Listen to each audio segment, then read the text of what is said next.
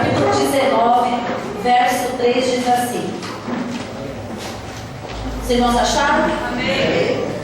O que vendo ele, se levantou e para escapar com vida se foi e veio a Berseba, que é de Judá, e deixou ali o seu moço. Eu vou ler novamente.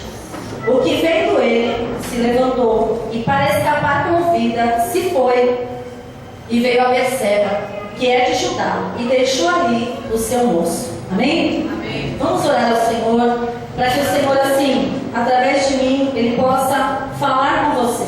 E você possa ouvir a voz do Senhor e entender o que Ele quer falar em cada coração nessa noite, em nome de Jesus. Então, nessa oração, peça isso para Deus. Amém? Senhor Deus e Pai, eu começo essa oração no nome de Jesus. Te agradeço, Senhor, pela Tua palavra, pelos Teus filhos que estão aqui nesta noite. Pai, para serem ministrados, Senhor, e que essa palavra, Senhor, possa cair em terra fértil, e que essa palavra, Senhor, possa produzir frutos dignos de arrependimento. Pai, usa a minha vida, Pai, que eu diminua e o Senhor cresça, e que a Tua vontade seja feita nesta noite, no nome de Jesus. Amém. Amém? A igreja pode sentar, mas sente, né? Ligado no nome do Senhor. É muito importante nós adorarmos a Deus. É muito importante nós cantarmos para o Senhor, nós glorificarmos o nome de Deus. Mas também é muito mais importante nós ouvirmos a palavra entrar nos nossos corações e nós sairmos daqui alimentados, fortalecidos, porque a palavra do Senhor é a porção que nos alimenta, que nos sustenta, que no momento da dificuldade, no momento da adversidade, você traz à memória aquilo que te dá esperança. Você começa, o Espírito Santo de Deus começa a te relembrar aquilo que você já leu, aquilo que Deus ministrou no teu coração, e isso vai te dando força para você caminhar, vai alegrando o teu coração mesmo na luta, mesmo na adversidade. E essa passagem do livro de Reis vai nos falar sobre Elias. E é interessante que eu estava assim pedindo a Deus, né, para que Deus me desse uma palavra do que Ele queria falar aqui essa noite. Irmãos, porque quando nós nos dispomos a pregar a palavra de Deus, nós temos que ter um coração sensível, um coração aberto a pregar aquilo que Deus quer falar, né, ter esse entendimento, porque não é o que eu quero, não é que eu, de repente, uma passagem, eu gosto mais dessa passagem, eu tenho mais facilidade nessa passagem, essa passagem da Bíblia ela fala comigo, mas ela tem que falar comigo, ela tem que falar com você, e Deus tem que confirmar aos nossos corações a palavra, porque Deus sabe o que você precisa, Deus sabe o que você veio buscar nessa noite, Deus sabe como você entrou aqui, Deus sabe como você saiu da sua casa, Deus sabe como você deixou a sua casa, Deus sabe como você vai entrar, vai chegar na sua casa e vai encontrar, Deus sabe de todas as coisas. Então nós vamos falar hoje sobre Elias. Eu li aqui no capítulo 19, mas nós vamos voltar um pouquinho, né, lá no 17. Mas nesse versículo 3, antes de nós irmos para o versículo 17, quando você lê esse versículo, dá a impressão que assim, que Elias não dava para fazer mais nada, não tinha solução para aquele problema, não tinha solução para aquela situação que ele estava passando e prestes a passar. E às vezes é assim na nossa vida. Nós nos encontramos em algumas situações que nós olhamos para um lado, olhamos para o outro, tentamos até resolver o problema de alguma maneira, mas tem hora que parece que não vai dar, parece que tem hora que não tem solução, parece que tudo está acabado, parece que não há mais nada a se fazer. Mas eu quero dizer uma coisa para você, até voltando no hino que nós acabamos de louvar. Se você não sabe o que fazer, adore ao Senhor. Se você não sabe o que fazer, cante louvores a Deus, porque o louvor, a palavra fala que o Senhor ele habita no meio dos louvores. Então, se Deus habita no meio dos louvores e você começa a adorá-lo, e você começa a buscar a presença de Deus, Ele começa a direcionar a tua vida, começa a te direcionar para que você resolva o problema da melhor maneira possível. Mas nós vamos ver que Elias foi um grande homem de Deus. Elias foi um grande profeta usado por Deus. E se você acompanhar a vida de Elias, se você tiver a curiosidade, ou já teve, de ler como Deus o usou, você vai ver que foi algo tremendo, um grande profeta usado na mão de Deus. Mas ele passou por algumas situações, e nós vamos ver aqui no decorrer administração, algumas situações que parece que tudo aquilo que Deus fez na vida dele, através dele, parece que ele tinha esquecido, ou parece que a sua fé tinha diminuído, ou parece que não era o mesmo Deus que ele estava servindo. Alguma coisa aconteceu na vida de Elias. E às vezes na nossa vida é a mesma coisa. Nós estamos caminhando, orando, buscando, vamos na igreja, aí de repente alguma coisa acontece, uma palavra vem, uma situação vem, e nós queremos parar, nós queremos voltar para trás, nós queremos nos esconder, nós queremos fazer tudo menos aquilo que Deus mandou que nós fizéssemos. E quando nós olhamos para a vida de Elias, aconteceu isso. Olha só, no capítulo 17, nós vamos ver aqui que começa a história de Elias, né? Então, existia um rei naquela época de Elias chamado Acabe. Acabe era rei de Israel naquela época, e Acabe fez o que parecia mal aos olhos do Senhor. Acabe fez coisas erradas que entristeciam ao Senhor e que cada vez ele se afastava mais de Deus. Acabe era um rei que deveria servir a Deus. Acabe era um rei que deveria ser obediente a Deus. Mas o que ele fez? Ele fez totalmente ao contrário daquilo que Deus falou. Deus falava naquele tempo que eles não poderiam casar com mulheres estranhas, com mulheres que não fossem da sua linhagem. Acabe foi lá e casou com Jezabel, né? Jezabel era uma mulher má, uma mulher cruel, que mandou matar os profetas de Deus, os profetas do Senhor. E aí o que ela fez? Mandou matar os profetas do Senhor para colocar o culto a Baal, a um demônio, né? Para que todos servissem a Baal. E por causa de Jezabel, né? O rei Acabe acabou servindo a Baal. Eu quero dizer uma coisa para você: não se deixe influenciar por nada e nem por ninguém. Siga a sua fé. Acabe, se ele tivesse seguido a vontade do Senhor, se ele não tivesse se deixado influenciar e desobedecido a Deus, né, as coisas poderiam ter sido diferentes na vida dele. Mas ele, por causa da Jezabel, ele começou também a praticar o quê? A idolatria. Irmãos, idolatria é você colocar, né, no lugar de Deus, no lugar da adoração, no lugar de você pedir para Ele, no lugar de você confiar somente a Deus, você começa a colocar pessoas, você começa a colocar objetos, você começa a colocar situações na frente de Deus. Isso mostra que nós não cremos nele, isso mostra que nós não temos fé suficiente, começamos a acreditar em outras coisas, em outras pessoas, em outros deuses. E foi assim que aconteceu com Acabe. E aí nós começamos a ler o capítulo 17 e nós encontramos Elias. Irmãos, olha só o que o profeta tinha que passar naquela época. Hoje, às vezes nós temos que trazer uma palavra, nós temos que dar um folheto, evangelizar, convidar alguém para vir na igreja, entregar um convitinho no chá das irmãs, no culto das irmãs. Às vezes nós ficamos, mas eu não sei falar, como é que eu vou chegar lá e vou entregar, como é que eu vou vender um CD, que às vezes eu ouço, né? Irmãos, tem que vender o CD para a pessoa vir aqui, mas eu não sei vender, né? Eu não sei isso, eu não sei aquilo. Umas coisas que, se você analisar, são fáceis, né? Se você analisar, são coisas fáceis. Imagina você chegar para um rei, né? Um rei que não buscava Deus, um rei que era casado com uma mulher terrível, e você chegar para ele e falar assim, olha só no versículo, no capítulo 17. Então Elias, o tesbita, dos moradores de Gileade, disse a Acabe: vive o Senhor, Deus de Israel, perante cuja face estou, que nestes anos nem orvalho, nem chuva haverá, senão segundo a minha palavra. Depois veio a ele a palavra do Senhor, dizendo: vai-te daqui, vira-te para o oriente, esconde-te junto ao ribeiro de Querite, que está diante do Jordão, e há de ser que beberás do ribeiro, e eu tenho ordenado aos corvos que ali te sustente. Então nós começamos a entender, a enxergar o ministério de Elias agora, chegando perante aquele rei mau e falando para ele: Deus falou que a partir de agora não vai mais ter chuva. Deus falou que a partir de agora, dessa minha palavra que Ele está mandando eu falar para você, nem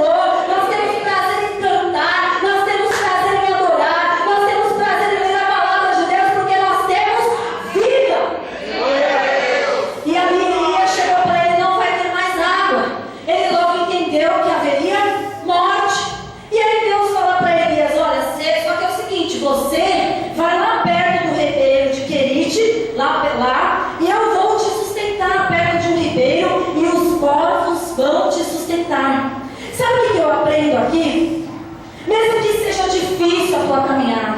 Mesmo que para você tenha que vencer um gigante a cada dia, você tenha que lutar a cada dia com o teu eu, com a tua carne, com o diabo, com o mundo, né? Eu quero dizer uma coisa para você: Deus, Ele vai te sustentar. Tão somente obedeça, tão somente fique no propósito e no querer de Deus, porque aquele que obedece a Deus, Ele sustenta as nossas vidas.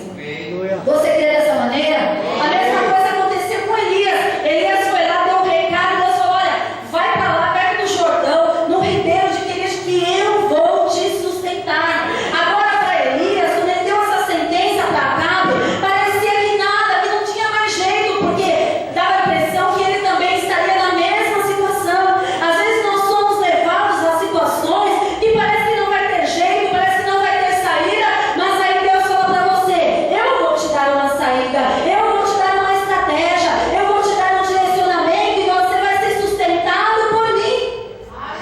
Tem pessoas, irmãos, que têm medo de fazer a obra de Deus. Alguns porque acham que Deus vai exigir algumas coisas que talvez ele não esteja preparado, ela não esteja preparada. Eu quero dizer uma coisa para você: se for o momento de Deus te usar, se de repente Deus tiver que tirar você da tua vida secular, do teu trabalho, para que você exerça o ministério, para que você pregue, para que você louve, para que você ande nos quatro cantos da terra, para que você faça a vontade de Deus, Deus, Ele vai te sustentar. E sabe o que é mais interessante? Ele vai te sustentar de uma maneira que você nem imagina. Irmão, se Deus chegasse para você e falasse assim: eu vou usar, você vai parar de trabalhar e você vai fazer a minha obra, e eu vou usar o mais pobre da tua família que tem um salário mínimo para te sustentar. O que você fazia? Difícil, né? Aí vem o quê? A fé. Aí vem você acreditar nas promessas de Deus na tua vida. Aí vem você ter a credibilidade de saber que se Deus falou, Ele vai cumprir no nome do Senhor Jesus. Eu tenho um exemplo assim bem simples para vocês imaginarem. Agora, o que os povos tinham a oferecer a eles? Salário mínimo eles não tinham. Estava pior que mesmo salário mínimo. Não tinha salário mínimo, não eram pessoas. Ele não podia chegar para a pessoa e falar: me dá um prato de comida, me dá isso, me dá aquilo. Não, ele tinha que ser totalmente dependente de Deus. E é isso, irmãos, que Deus quer que eu e você aprenda. No momento da dificuldade, no momento que você acha que não dá mais, que agora não tem mais o que se fazer, que você seja totalmente dependente de Deus. Irmãos, o que Elias podia fazer nessa situação? Ele podia somente esperar. Mas nós hoje, nos tempos de hoje, nós temos uma dificuldade imensa de esperar na vontade de Deus. Imagina se Deus falasse assim: você vai ser, as suas necessidades vão ser supridas por uma pessoa que eu vou mandar, que tem muito menos condições que você.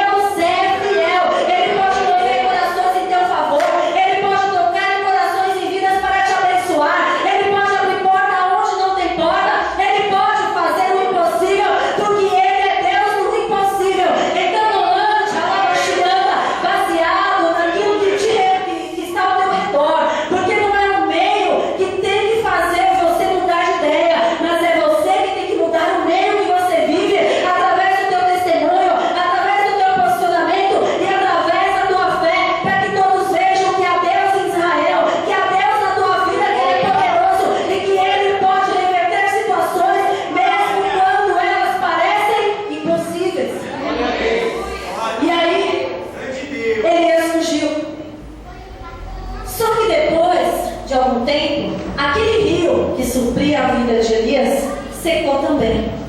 Às vezes é assim na nossa vida. Deus fala algo para nós, nós passamos por uma aprovação, aí Ele dá um escape, assim como deu para Elias. Só que de repente parece que está tudo bem, né? Está tudo mil maravilhas, eu estou trabalhando, aí vem outra prova, né? Quando eu acabei de sair de uma prova, imagina Elias, né? Passou pela prova com Acabe, fugiu, Deus falou que ia ser sustentável, que ele ia ser suprido pelo rio, ali pelo ribeiro, pelos corvos, mas aquele rio também secou. E às vezes na nossa vida é assim, às vezes está tudo bem, de repente seca tudo. De repente tudo acontece.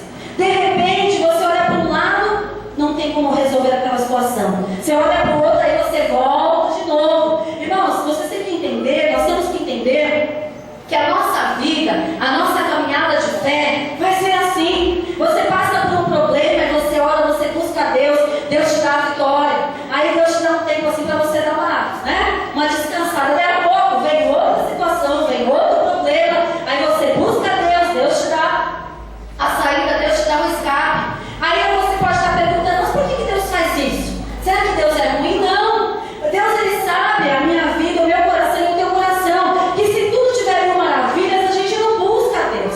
Se tudo tiver mil maravilhas, nós não buscamos ao Senhor. E essas provações, essas situações, essas sequidões que às vezes acontecem na nossa vida, serve para nós amadurecermos, serve para nós crescermos na fé, serve para nós termos mais fé, para que se amanhã acontecer uma situação semelhante, você vai lembrar do que Deus fez na tua vida e você vai passar por essa prova cantando o hino da vitória, sabendo que Deus já te deu escape, que Deus já proveu e que Ele é o mesmo Deus, não mudou, que você continua buscando e que Ele vai entrar com providência em nome de Jesus.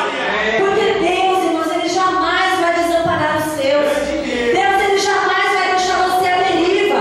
Nós pensamos que estamos à deriva. Nós pensamos que Deus não está olhando para nós. Nós pensamos que a situação que a gente está, que Deus nos abandonou. Mas você vai ver que quando aquele rio seca, no versículo 8 diz assim: então veio a ele a palavra do Senhor dizendo: levanta-te e vai a Sarepta, que é de Sidom, e habita ali. Eis que eu ordenei ali a uma mulher viúva que te sustente. Aí nós vemos de novo a mão de Deus sobre a vida de Elias. Aí nós vemos de novo a provisão de Deus na vida de Elias. Irmãos, se aqueles corvos não tinham nada para oferecer para Elias, uma mulher viúva, no momento de escassez, no momento de uma terra que passava fome, que não tinha água, eu quero fazer uma pergunta para vocês: o que aquela mulher podia ajudar Elias?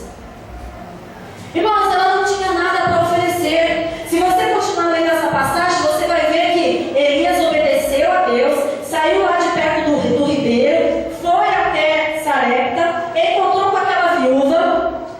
Aquela viúva estava ali colhendo madeira, com as madeiras, para quê? Para fazer o seu último alimento, para ela e seu filho. Quando Elias chegou para ela e falou assim: olha, me dá um pouco d'água, ela levou um pouco d'água, agora me faz um bolo para eu comer. Ela chegou e falou assim: mas eu só tenho um pouquinho de farinha e só tenho um pouquinho de azeite. Aí Elias falou para ela assim: não, você vai fazer esse bolo, primeiro você vai trazer para mim e depois você e o teu filho vão se alimentar. Aqui nós aprendemos várias coisas. Primeira coisa, honrar os servos de Deus. Ela poderia muito bem chegar para Elias e falar assim: imagina, eu estou aqui morrendo, tem meu filho, eu vou lá, o profeta vai morrer também, deixa ele se virar, né? Ele é profeta de Deus, ele que ora e Deus mande comida para ele.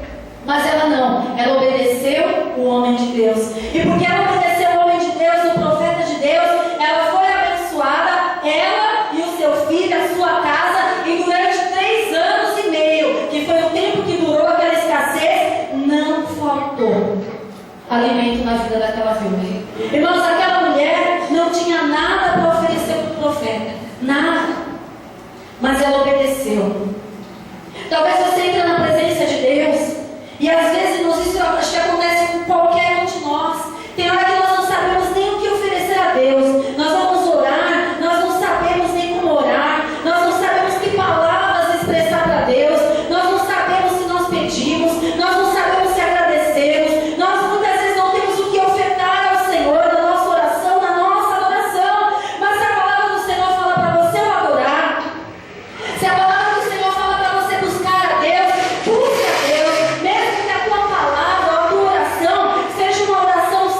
simples, né? Pequena, como foi a oração de Jabes. Jabes, se você ler em Crônicas, você vai ver que a oração dele se resume, se não me engano, em um versículo ou 2 versículos. Ele fala toda a sua oração e aquilo que ele precisava para Deus. E depois nós vamos ver na sequência que Deus responde a Jabes de acordo com aquilo que ele pediu. Então, irmão, se a tua oração é de coração, se a tua oração é sincera, se você entra na presença de Deus, às vezes você não sabe nem como orar, você não sabe o que ofertar ao Senhor, quebrante o seu coração, porque a palavra de Deus fala que o coração quebrantado e contrito, Deus não despreza. Então, se você entrar diante dele e colocar para fora aquilo que você está sentindo, aquilo que você está passando, as suas frustrações, as suas decepções, as suas lutas. Ah, mas pastora, mas Deus não sabe o que eu estou passando. Ele sabe muito bem o que você está passando, o que você já passou e o que você vai passar. Mas Ele quer que você dependa dEle. Ele quer que você se mostre dependente de Deus, de apresentar a Ele os teus problemas, as tuas lutas e as tuas adversidades. Deus, Ele é provedor de todas as coisas. Deus usou os povos, Deus usou aquela mulher viúva. Se você olhar naturalmente falando, irmãos, não tinha como ele ser solução para a vida de Elias. Talvez Deus tenha te apresentado alguma solução para um problema nesses dias. Só que você olhou para essa solução do problema e você não deu muito crédito. Talvez você tenha pensado assim: como eu vou resolver esse meu problema com isso? Como eu vou resolver o meu problema dessa maneira, com essa coisa tão simples, ou com tão pouco dinheiro, ou com essa pessoa? Mas eu quero dizer uma coisa para você, que você está servindo Deus no impossível. Às vezes, irmãos, até uma maldição que é lançada sobre as nossas vidas, Deus transforma em bênção, em nome do Senhor Jesus. Porque podem falar, podem desejar, pode acontecer o que for, mas se você está na presença de Deus, né, o Senhor te guarda, o Senhor te livra, o Senhor sustenta a tua vida no nome de Jesus. E tudo mal, toda malignidade cai por terra, porque Deus está no controle de todas as coisas. E aí, de onde você menos espera, Deus vai entrar com provisão. Talvez essa semana, talvez você veio hoje aqui e pediu para Deus, ou nessa semana você orou para Deus, que você precisava que Deus entrasse com provisão na tua vida em alguma área. Eu quero dizer uma coisa para você: confie, porque de onde você menos espera, de onde você menos pensa, Deus vai entrar com a provisão em nome de Jesus. É assim que Deus faz. Aonde não tem, Deus faz ter. Aonde não pode, Deus faz acontecer. Aonde não existe, Deus traz a existência. Irmãos, é esse Deus que você está servindo, porque na obediência Deus dá a provisão. E é interessante que aquela mulher foi suprida, irmãos, durante aqueles anos de seca, durante aqueles anos ali, onde não havia água, onde não havia escassez de todas as coisas.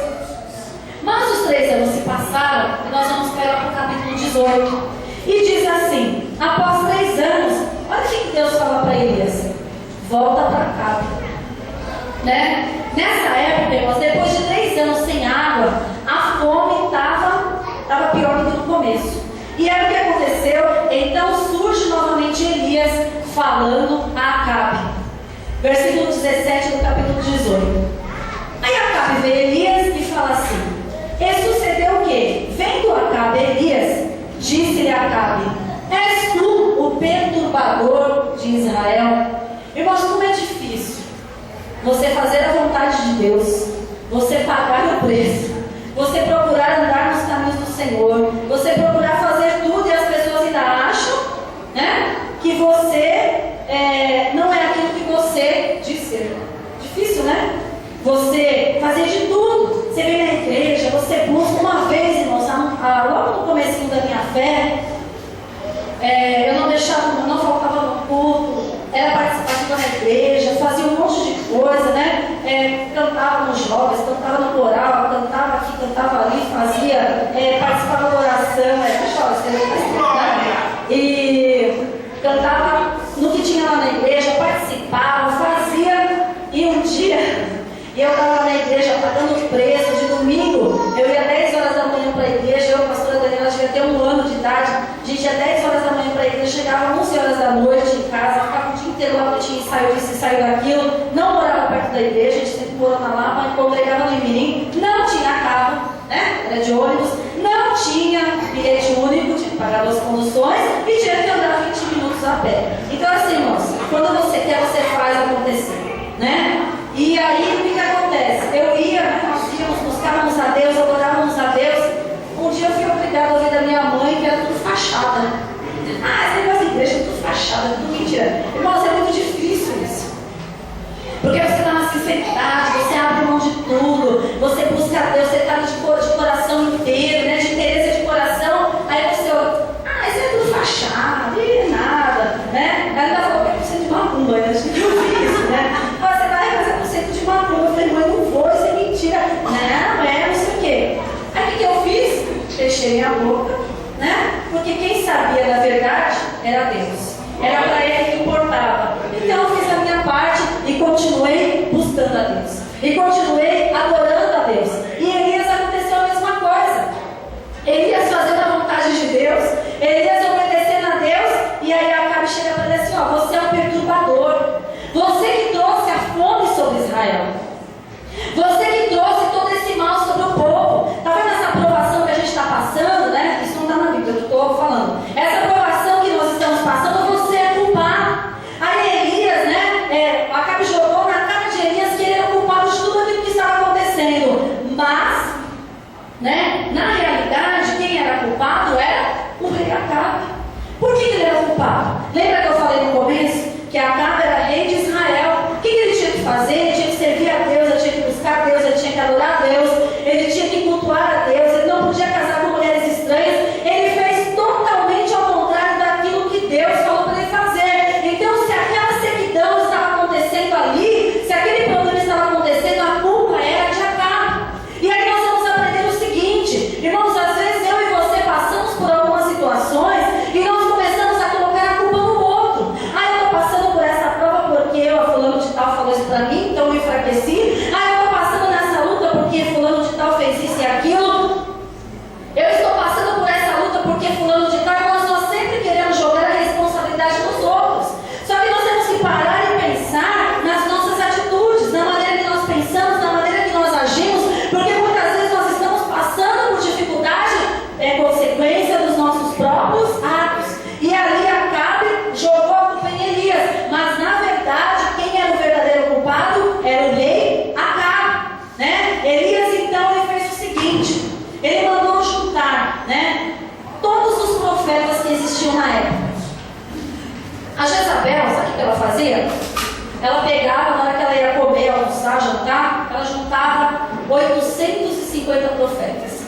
Ela pegava os 450 profetas de Baal, que adoravam a Baal, pegava 400 profetas de Azera, né, que era a deusa feminina de Baal, e aí ela juntava aqueles 850 profetas, comia com eles, né, e fazia lá o seu culto a Baal, a sua idolatria, fazia tudo isso. Então Elias, com certeza direcionado por Deus, ele falou assim, olha, junta todo o povo de Israel no Monte Carmelo, junta os 450 profetas de Baal, junta os 400 profetas de Azera, né? E ali nós vamos ver quem é o Deus verdadeiro. Porque se todo mundo estava indo pelo Deus de Jezabel, pelo Deus de Baal, e Elias estava falando que o Deus verdadeiro era o Deus de Israel, Elias agora chama o povo na responsabilidade. Irmãos, é por isso que às vezes nós chamamos a atenção, nós alertamos para a palavra do Senhor, nós alertamos para a vida que nós estamos levando. E Elias, no capítulo 18, verso 21, ele chama o povo à responsabilidade e diz assim: então Elias chegou a todo o povo e disse: até quando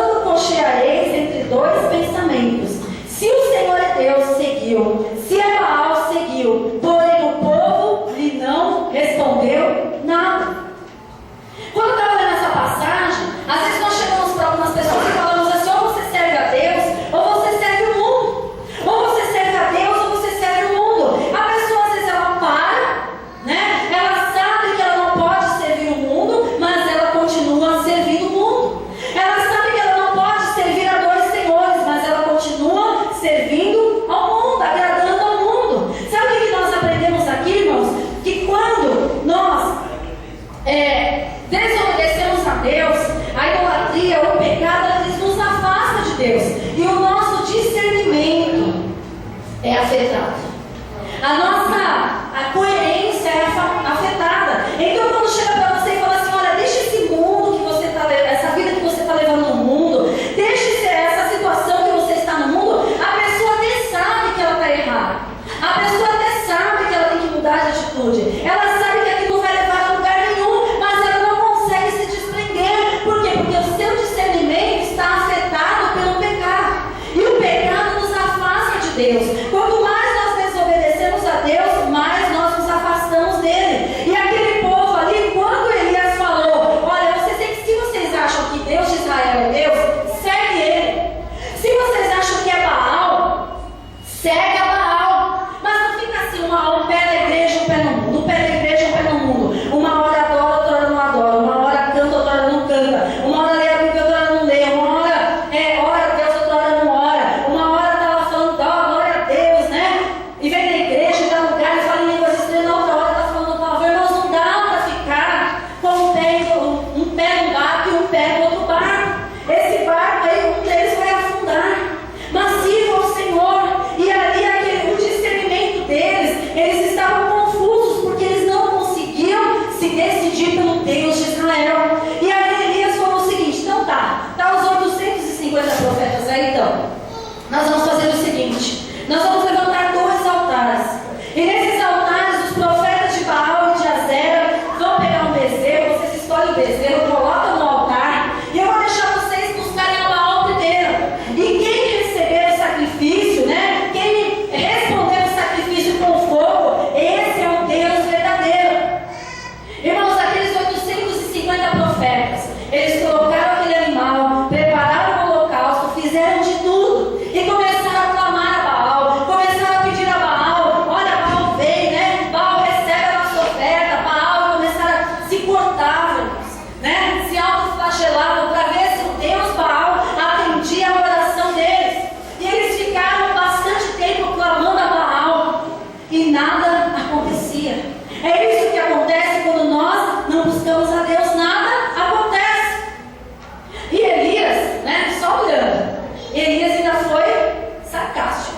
Elias ainda foi irônico com eles. Olha, talvez ele esteja ocupado, né? Por isso que ele não está ouvindo vocês. Talvez ele foi viajar. Talvez ele está resolvendo outras coisas e não pode atender vocês. Ele foi irônico com aqueles 850 profetas. Mas depois que eles terminaram a sua invocação ali e nada aconteceu, Elias mandou preparar o holocausto. Elias colocou o bezerro lá no altar. Elias mandou preparar a lenha. Elias mandou ainda jogar 3 vezes água em cima daquele holocausto.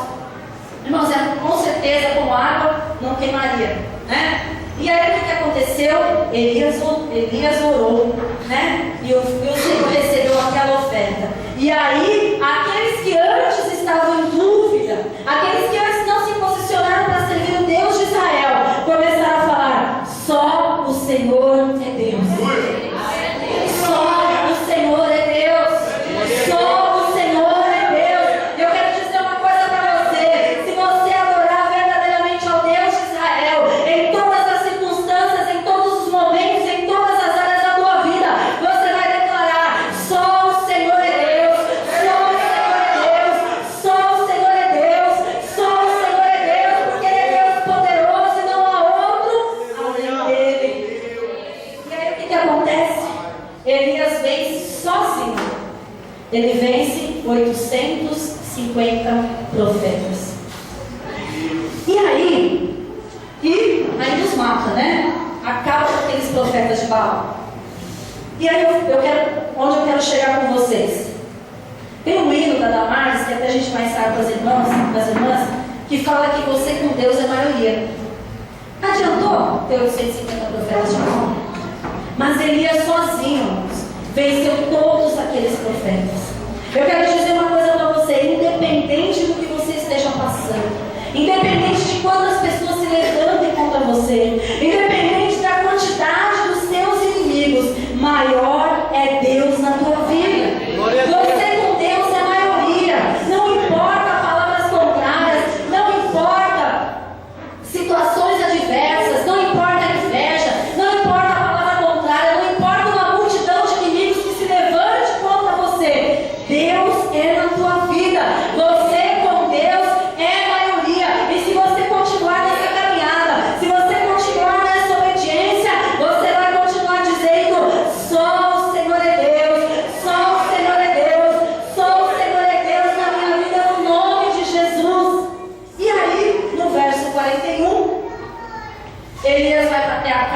fala assim: Acabe, sobe depressa, para que a chuva não te pegue. Olha, vai chover de maneira abundante. Passaram-se 3 anos e meio daquilo que Deus falou. E ele chegou para cá: corre, porque a chuva vai descer. Vai vir chuva dos céus, para que não te pegue no caminho. E aí Acabe correu, foi, né? E aí, Elias fica na prova de novo. Você está na prova de novo? Deus vai te dar vitória, como deu das outras vezes, como deu a Elias. E aí Elias falou para Acabe: Deus mandou falar que vai chover. Aí Elias falou assim para o menino, o rapaz que ajudava ele: olha, sobe lá no monte e vê se tem alguma nuvem, se tem áreas de chuva. O moço subiu uma vez, nada. O moço subiu 2 vezes, nada. O moço subiu 3 vezes, nada. Quantas vezes você está orando e não teve resposta? Ele subiu 4 vezes. O que aconteceu? Nada. Ele subiu 5 vezes? Nada. Ele subiu 6 vezes? Nada. Ele subiu a 7ª? Glória a Deus. Eu vejo uma pequena nuvem do tamanho da mão de um homem. Mas irmãos, uma nuvem do tamanho da mão do homem vai trazer uma tempestade? Naturalmente falando, não. Mas quando Deus age, Ele age no sobrenatural. E daquela pequena nuvem, Deus fez uma grande tempestade. Deus fez chover novamente naquela terra que estava seca. O que nós aprendemos com isso? Que talvez aquilo que você tem recebido, aquilo que Deus tem te mostrado pode ser pequeno, mas Deus ele vai tornar aquilo que é pequeno em algo grande.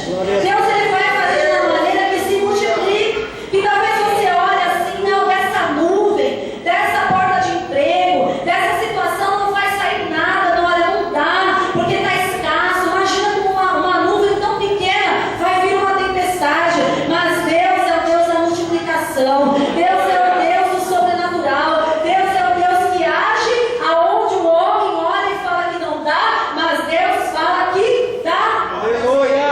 Em nome de Jesus. E aí, para encerrar, aconteceu tudo isso. Acabe volta para casa. Acabe fofoqueira. Chegou para Jezabel: nem te conto o que aconteceu. Aí ela: o que aconteceu? Elias fez uma prova lá com os profetas, dos teus amiguinhos, né? Que comem a mesa com você. Ele fez uma prova lá com eles. Eles perderam porque Baal não respondeu, matou todos eles. Pensa numa mulher que ficou brava. Pensa numa mulher que ficou irada. Ah, ele fez isso com os profetas? Manda um recado para ele. Mandou chamar uma pessoa e falou assim: olha, fala para Elias o seguinte. Você pensou que a prova do Elias tinha acabado? Ele entrou numa prova. Olha, fala para Elias que amanhã, por esta hora, ele vai estar morto. E sabe o que me chama a atenção aqui? Elias passou por tudo isso. Elias viu descer fogo do céu. Elias viu descer água, manancial de água do céu. Elias viu Deus agir na vida dele tremendamente. Elias sozinho acabou com 850 profetas, né? E aí, quando uma mulher se levantou com uma palavra contra a vida dele, Elias fugiu. Elias ficou com medo. E é interessante quando você vai ler o capítulo 19, você vai ver que Elias, né, ele fugiu com medo daquela palavra de Jezabel. E ele fala assim, olha, no versículo 4 do capítulo 19. E ele se foi ao deserto, caminho de um dia, veio, se assentou debaixo de um zimbro, pediu em seu ânimo a morte e disse: já basta, ó Senhor, toma agora minha vida, pois não sou melhor do que meus pais. Deitou-se e dormiu debaixo de um zimbro, e eis que então o anjo tocou e disse: levanta e come. Olha o que aconteceu com Elias. Ouviu aquela sentença de morte de uma mulher, de uma única mulher, temeu e fugiu.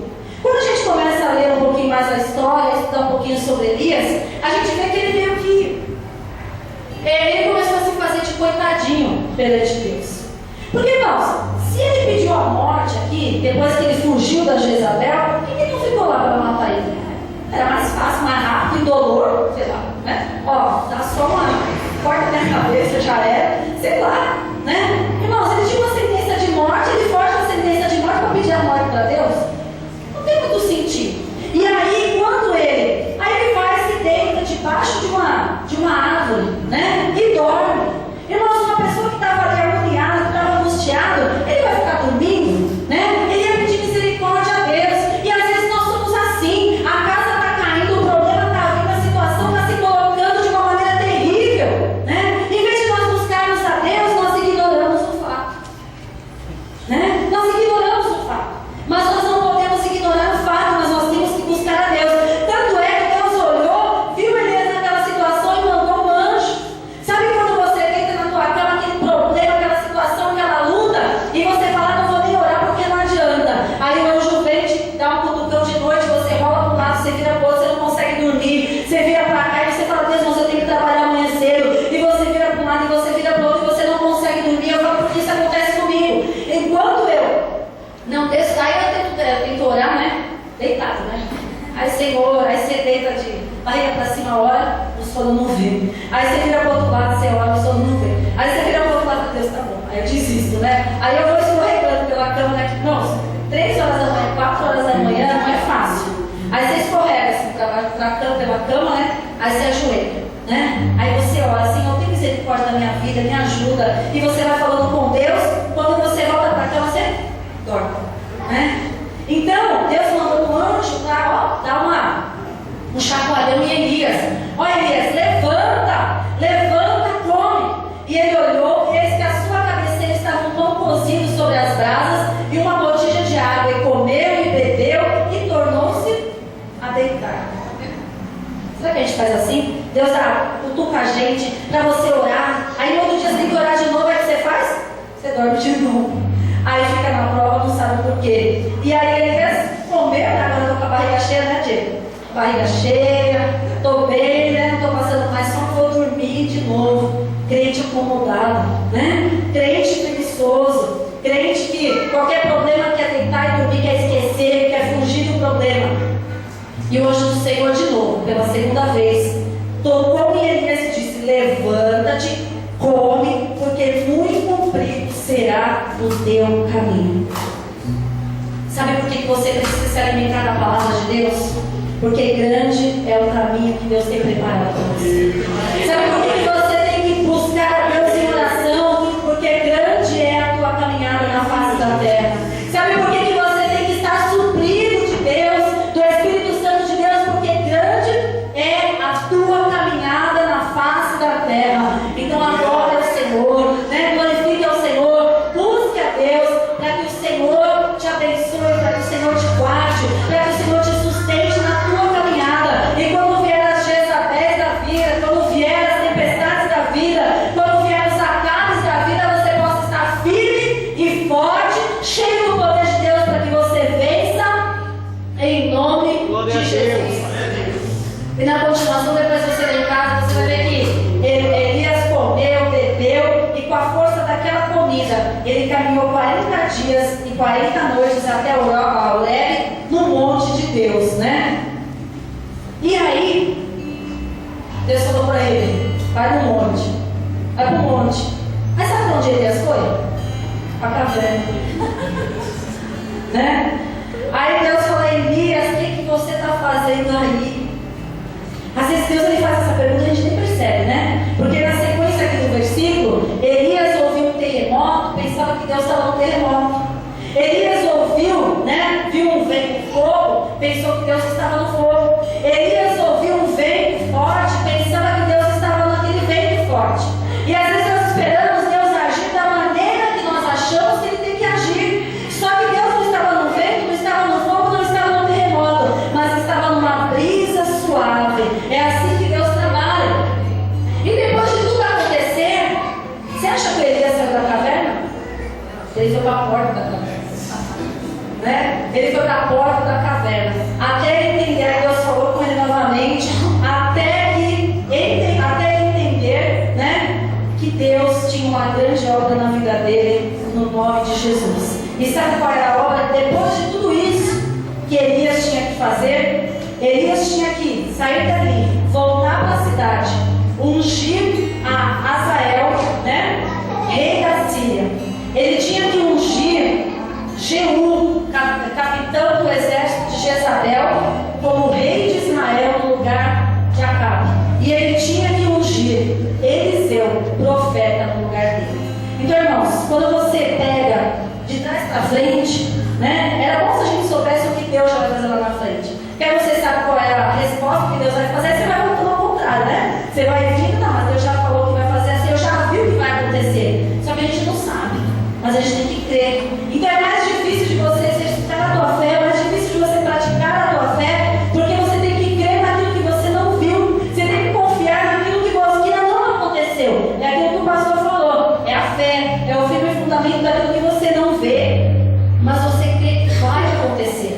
Então Deus tinha uma grande obra na vida de Elias. Deus usou Elias grandemente, mas ele ainda tinha que ser um canal de bênção na vida dessas 3 pessoas. Ele passou por tudo isso, mas ele foi vitorioso, assim como eu e você. Independente